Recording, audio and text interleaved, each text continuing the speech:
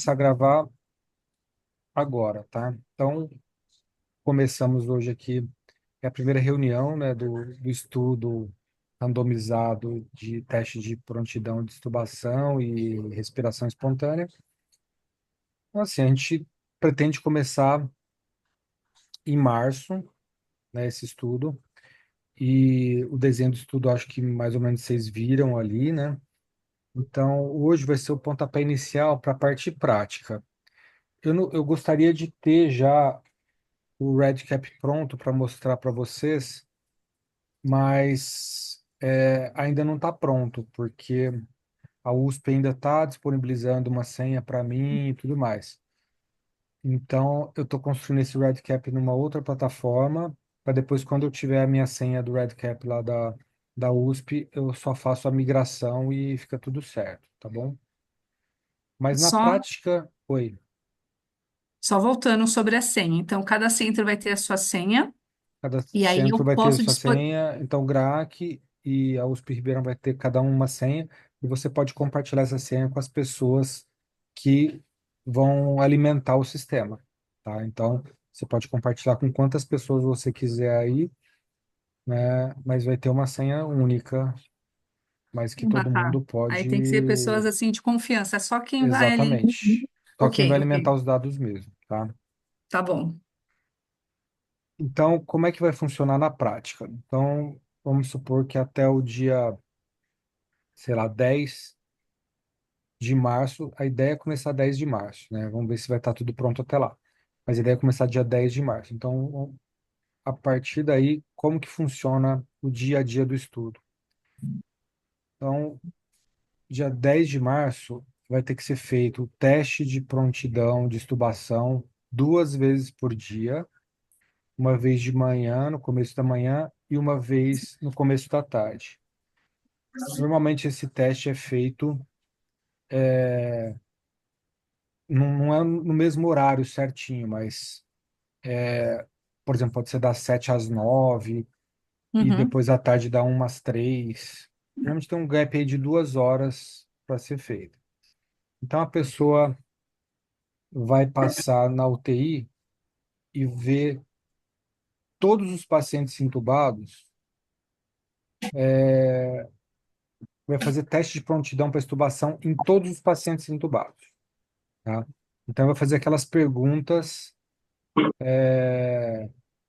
se a causa base está em resolução,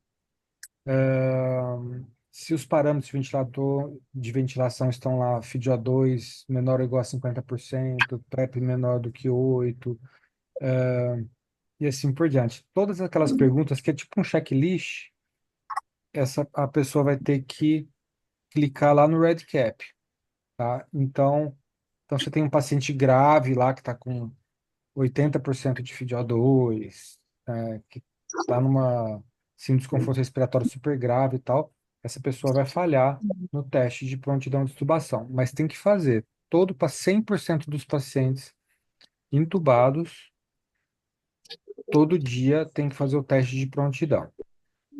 Aí o que acontece? Falhou do teste de prontidão, só coloca que falhou e fim de conversa. Esse paciente não vai ser triado para entrar no estudo. Doutor, tem algumas físios da UE tentando entrar, elas não estão conseguindo, elas estão na sala de espera. Ah, deixa eu ver. Ah, tá. Estou admitindo aqui. É que eu não vi. Pronto. Então, como eu estava falando, então, todos os dias vai ser feito o teste de prontidão de extubação. Então, um monte de paciente não vai passar, porque está em parâmetros elevados de ventilação, porque está em uso de droga vasativa elevada, ou porque a causa que levou à intubação não está em resolução ainda, a pneumonia é muito feia, assim, desconforto respiratório muito importante, o índice de oxigenação elevado.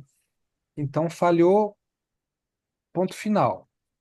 Acabou. Falhou, falhou, e a pessoa e o paciente não é triado para entrar no estudo. Agora, aquele paciente que você faz aquelas perguntas todas, e todas as perguntas o paciente passa, ó, a causa básica está em resolução, não está com balanço hídrico muito positivo, o paciente está em parâmetros ventilatórios baixos e em redução, está sem droga vasoativa ou em redução, né? Tem aquele checklist, né, que depois a gente vai disponibilizar para todo mundo. Aí o paciente passou no teste de prontidão da intubação. Se ele passou, aí a gente tem que aplicar o TCLE para os pais desse paciente, tá? Então a gente aplica o TCLE, explica o que é o estudo, que vai comparar duas maneiras diferentes de fazer o teste de respiração espontânea. E se o pai, o responsável, ou a mãe, o responsável, não aceita participar, o paciente cai fora. Só que isso tudo registrado no REDCap. Até para a gente saber qual que é a porcentagem que a gente consegue de sucesso em ter esses pacientes, né, em triar esses pacientes. Isso é importante também. Agora, se a gente aplica o termo e a mãe consente, aí a primeira coisa a se fazer é randomizar o paciente, tá?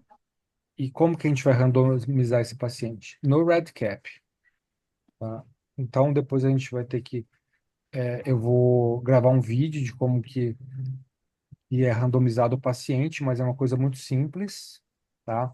Então você coloca os dados iniciais do paciente e clica no botão de randomizar.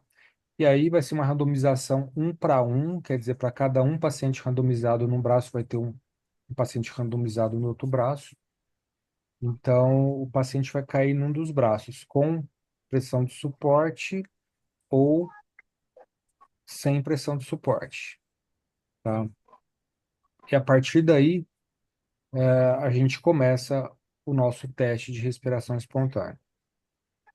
E quando a gente começa o teste de respiração espontânea, esse paciente vai ser monitorado.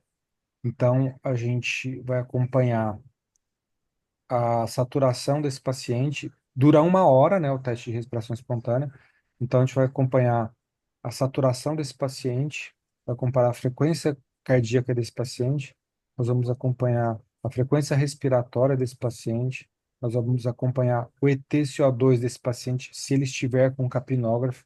Idealmente, ele deve estar com capnógrafo, mas não necessariamente, mas idealmente. E nós vamos acompanhar o esforço respiratório desse paciente. A questão do esforço respiratório, eu vou deixar para depois, porque existem alguns scores para a gente determinar o esforço respiratório, e esse é um capítulo à parte que dá outro estudo, inclusive. Então, eu vou deixar isso para depois, mas enfim, são esses os parâmetros que nós vamos acompanhar desse paciente, e tudo registrado no REDCap. E, e assim, vai ser um registro bem simples, a gente vai tentar fazer o mais simples possível, tá? De qualquer forma, esse paciente vai falhar no teste se esses parâmetros se alterarem de tal forma que impeça a extubação. Então, se a saturação cair abaixo de determinado valor, se a frequência cardíaca subir, dependendo da idade, né, tem um valor, subir acima de determinado valor, se a frequência respiratória subir acima de determinado valor, se o TCO2 subir, tudo isso vai estar determinado e escrito lá no REDCap. Então, ninguém tem que decorar nada, vai estar tudo prontinho lá, tudo bonitinho. Aí, se o paciente não passou, volta para ventilação controlada e está tudo certo. E aí a gente registra que o paciente não passou. Perfeito. Se o paciente passou no teste de respiração espontânea, aí esse paciente, a partir daquele momento, ele está apto à extubação. Vai ser, se por algum motivo qualquer esse paciente não foi extubado imediatamente, volta para o modo de ventilação que ele estava anteriormente, tá? E ele pode ser extubado depois de 1 ou 2 horas. Isso tudo registrado no REDCap também. Mas se a equipe toda tiver pronta, tudo certo para estubação, aí ele é procedida a estubação. Por que isso? Porque às vezes você está numa intercorrência com outro paciente, o paciente passa, mas você não consegue estubar ele imediatamente. Às vezes a enfermagem está ocupada com alguma outra coisa e tudo mais. Mas isso tudo a gente tem que ter registrado, né? Não pode, porque são pacientes que se comportam de forma diferente. O que você estuba imediatamente, e o que você estuba depois de uma, duas ou três ou 4 horas depois por conta de intercorrências na UTI. Mas tudo isso vai ser registrado. O paciente é estubado, aí a gente marca o horário exato de que ele é estubado, e aí a gente marca qual é essa transição. Ele é estubado para o ar ambiente, para o catéter de O2, para o catéter de alto fluxo, para VNI e assim por diante. Tudo isso vai ser registrado.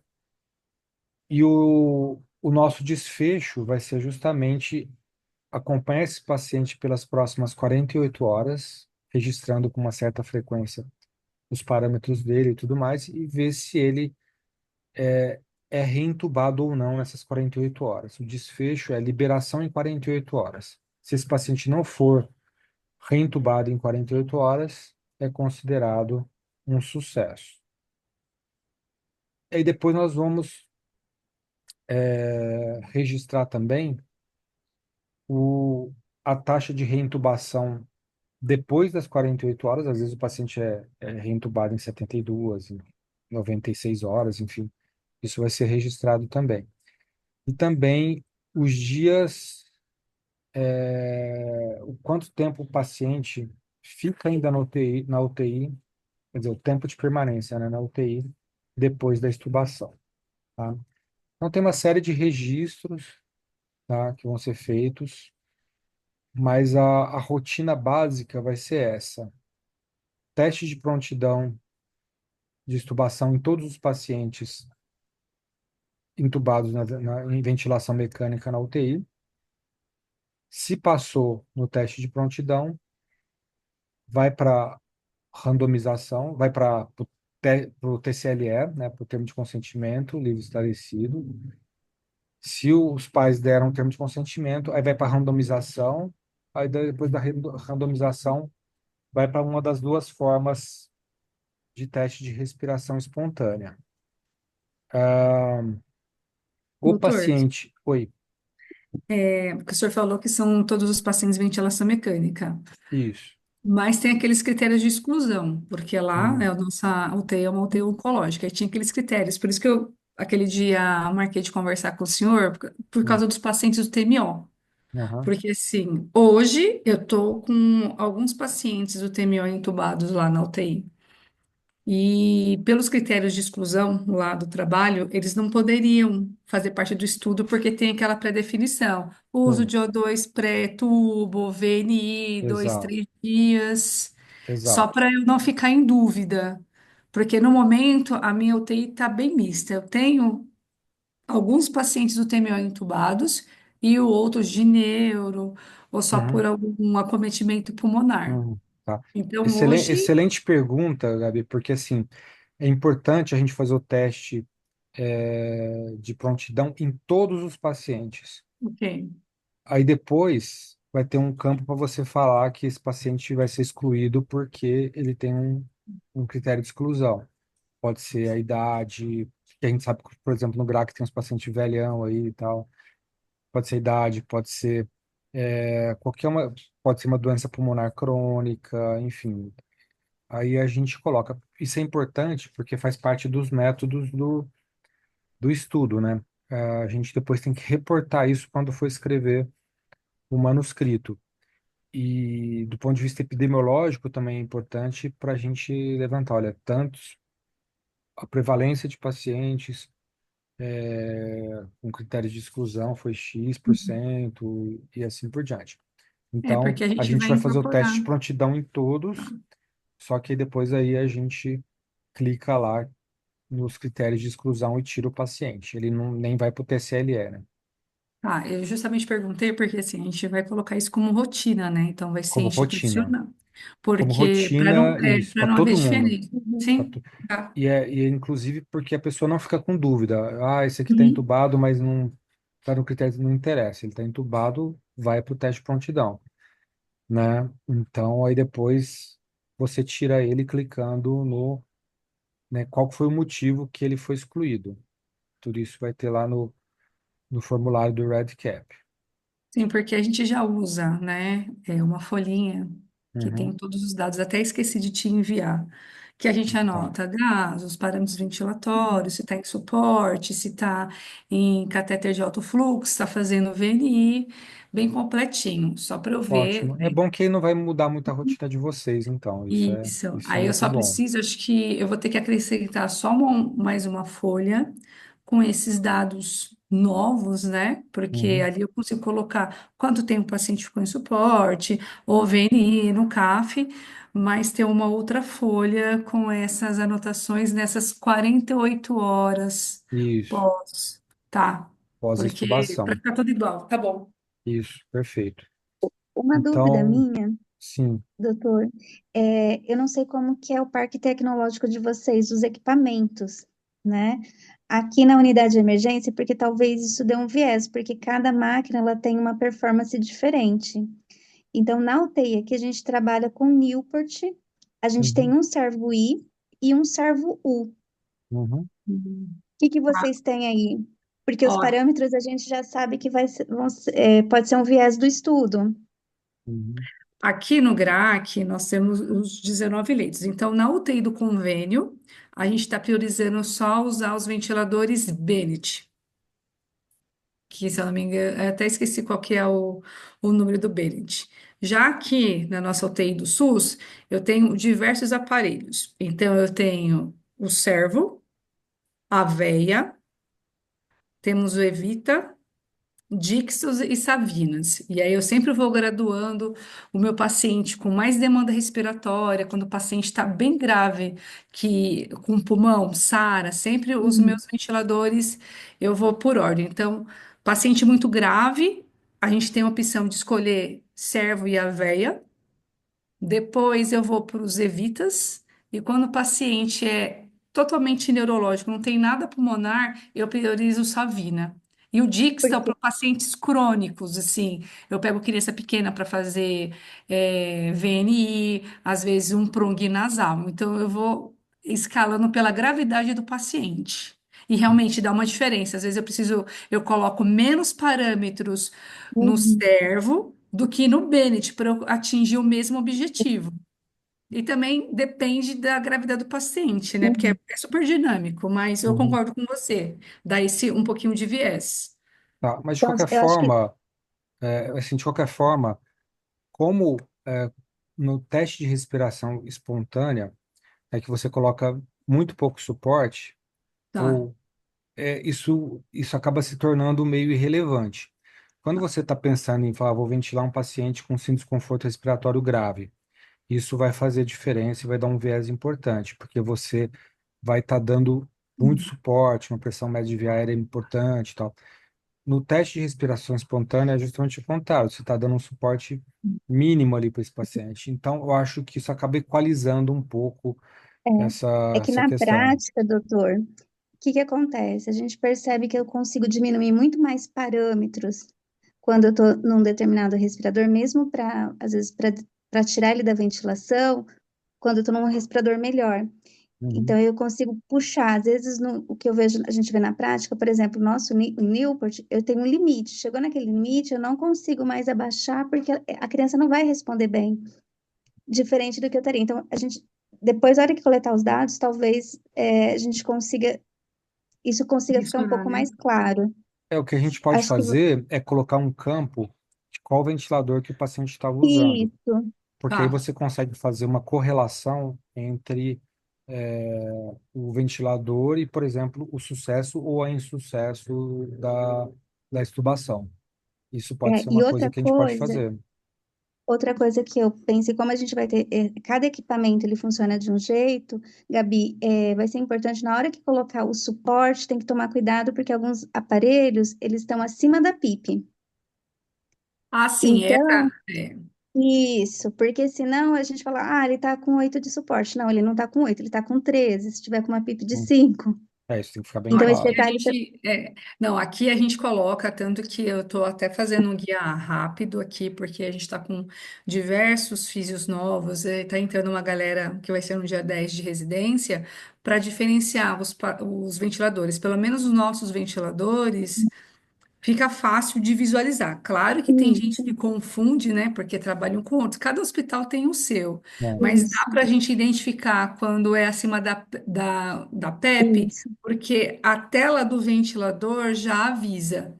Porque a equipe isso, médica também, ela se confunde muito. Elas não sabem quanto que é, onde é a pressão controlada, mas dá para diferenciar aqui nos isso. nossos.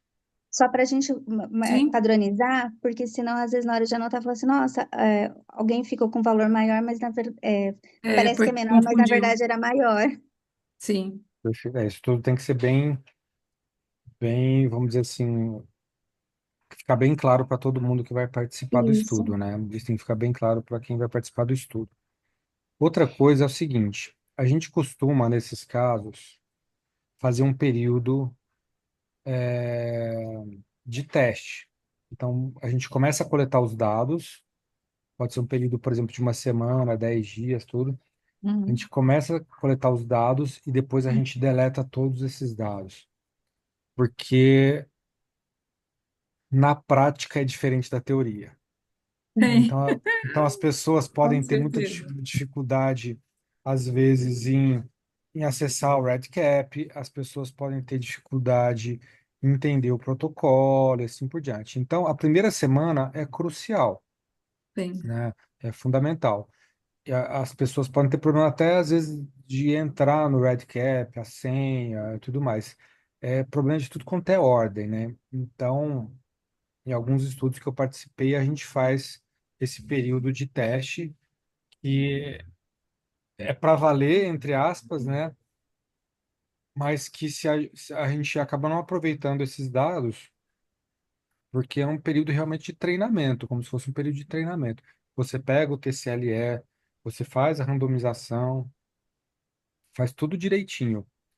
E aí, depois de uma semana, você senta, né? Faz uma reunião como essa aqui e fala assim, olha, a gente está pronto para começar ou não? Porque como é um estudo muito robusto do ponto de vista assim que é um estudo randomizado, tem todo um trabalho estatístico a ser desenvolvido, importante por trás, a gente depende muito da qualidade dos dados. Então, os dados têm que ser muito bons. Sim. Eu já Então, fico imaginando os braços que esse ventilador, ó, que esse estudo vai dar pra gente. então, Assim, normalmente você consegue publicar um monte de manuscritos a partir de um estudo como esse. Porque você pode ver diversas facetas, né? Mas tudo depende da qualidade dos dados. Se os dados forem bons, uhum. você consegue Sim, publicar em revistas ótimas e de alto ótimos. impacto, consegue fazer subestudos e tudo mais. Sim, Então assim, só para não estressar ninguém, dia 10 é a data de começar tudo, se tudo estiver certo, mas a gente vai fazer um período de uma semana muito intensa, assim, de discussão, de conversa, e coletando os dados e para ver, inclusive, se vai ter algum ajuste no Red Cap, porque eu não vou colocar ele em produção logo de cara. A gente vai fazer um período de teste, que de repente a gente vai falar, assim, precisa colocar mais um formulário, ou então, isso aqui está desnecessário, ou então isso aqui está confuso, e assim por diante. Por mais que a gente capriche na hora, uhum. quando a gente tem as ideias, quando o negócio é para valer, que a gente vê as falhas, né? Não tem jeito. Então, para Sim. não usar dados mais ou menos, a gente faz um período de uma semana ou 10 dias, que a gente chama um período de teste, e depois eu vou deletar todos os dados e aí a gente começa para valer. Porque como é um estudo que deve demorar um bom tempo, meses e tudo mais, talvez ano e tudo mais, então a gente tem que, desde o começo, coletar dados bem fidedignos. Eu queria perguntar para vocês, é, qual que é mais ou menos quantos pacientes vocês têm entubados por mês, mais ou menos, aí nas UTIs de vocês? Nossa, varia Eu, não- bastante. varia bastante. A gente tem Tá. muito paciente entubado no período sazonal, que é Uhum. a parte, né, entre outono e inverno, tem muitas crianças, mas a gente agora, desde que terminou a pandemia, a gente está com um período atípico, né? Por exemplo, agora eu estou com, acho que 6 pacientes entubados, deixa eu olhar aqui, no nosso É, a gente vai grupo. começar no momento bom, né? A gente vai começar bem na sazonalidade. Então, Sim, e ó, na você, UTI. Karina, quando você tem lá? Ó, hoje eu não estava na UTI, que eu estava fora, eu estava mexendo com TCR. Eu não sei falar quanto. Eu sei que tem 6 pacientes internados, mas eu não sei quantos estavam em ventilação. Eu não entrei no Ah, censo. tá bom, Mas, só em para ter uma ideia de média, quanto tempo que a gente ia terminar esse estudo. eu, eu imagino com esse N, porque assim, o inverno nosso ele é muito intenso. Uhum, Então, eu acredito que até novembro nós já encerramos. legal, No máximo novembro. perfeito, Eram 6 pacientes entubados. tá joia. Bom, de qualquer forma, assim, eu gosto de fazer reuniões rápidas e objetivas, tá? Então, Uhum. eu acho que para o começo essa reunião tá bem legal. A gente está desenvolvendo o RedCap ainda e a gente vai começar a trocar lá no WhatsApp. Se vocês quiserem incluir as pessoas que vão ajudar vocês lá no nosso grupo de WhatsApp, fiquem à vontade. A gente vai começar ali a colocar os formulários que vão estar inseridos no RedCap. Então, a gente coloca tudo lá, vamos trocando ideias, artigos, inclusive, vamos trocar os artigos e tudo mais. Vamos conversar muito sobre teste de respiração espontânea e teste de prontidão para extubação, porque fazer um estudo é um grande aprendizado, né? A gente acaba Sim. aprendendo muito e então eu acho que vai ser um grupo muito intenso esse ano, a gente vai aprender muito e aí a gente tem que trocar essas informações e em breve a Doutor gente Coleto, marca a segunda reunião geral. Doutor, você tem em mente qual a escala que você gostaria de usar para ver o desconforto? esforço? É, Tenho sim. esforço. Só que Qual que- eu vou fazer uma reunião específica sobre isso, porque tem Ah, 3 escalas sim, e eu acho que a gente, na verdade, vai depender das nossas pernas, porque eu acho que dá para fazer um subestudo só disso, sim. tá? Porque já que a Mas é gente está um, avaliando o paciente, né? É que que já vai quando eu estar, fiz o meu. Isso, então acho é. que já está vendo, né? Eu acho que vale a pena. Mas eu gostaria de depois fazer uma reunião só sobre isso, a gente começa a conversar sobre isso, tá Tá. bom? Tudo bem. Doutor, Tranquilo. Oi.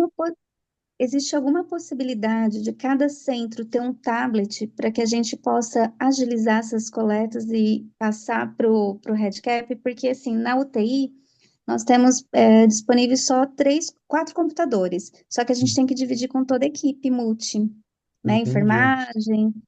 O Então, assim, RedCap você pode preencher até no celular, tá? Então tá. fica à vontade para preencher em qualquer plataforma, não tem problema nenhum. Você Eu tendo costumo levar meu notebook por você causa tem disso. você tem um login e a senha, não precisa ser no computador do hospital. Você pode colocar no celular, no tablet, onde quiser. Ah, Eu não E conversei que eu não conversei com a professora que se tivesse, isso facilitaria, porque daria para fazer o preenchimento offline, né? não, E depois, e ou depois fazer ou só, fazer ao vivo também, depende da sim, experiência de da cada um, mas conexão. depende da conexão, mas Sim. o acesso você pode ter de qualquer lugar, de casa, lá do isso é hospital, interessante. então o RedCap ele te dá acesso de qualquer lugar, inclusive do celular, você pode ir ali fazendo ao vivo ali É, as triagens. é que assim, a ideia que eu combinei com as meninas delas fazerem dentro do serviço, para não Tá, precisar ter que para tá, fazer, porque aí seria uma contrapartida delas, para não ter problema trabalhista. claro, tá. Não, isso sim, É que eu tenho que pensar. ela tem que pensar em tudo, né?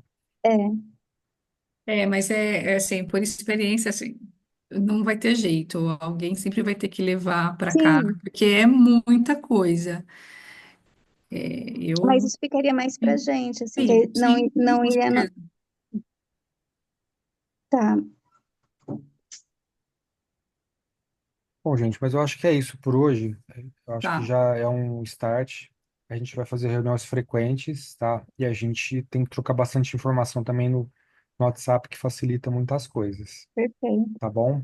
tá bom. Então, eu vou parar de gravar.